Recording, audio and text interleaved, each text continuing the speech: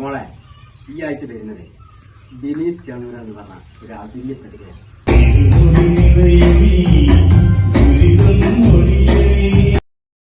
അദ്ദേഹം വെറും ഒരു കലാകാരൻ മാത്രമല്ല, ഒരു പ്രവാസിയാണ്, പിന്നെ ആൽബത്തിന്റെ പ്രൊഡ്യൂസറാണ്, ഒരു സകലകലാ വല്ലഭനായ ഒരു വ്യക്തിയാണ് അദ്ദേഹം.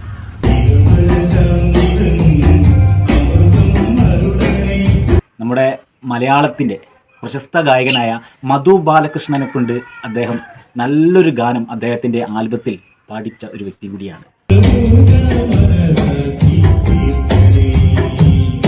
പ്രിയ ബിനീഷ് ചാണൂർ, സൺഡേ എന്നെ ഓർക്കസ്ട്രയിലേക്ക് ഹൃദ്യമായ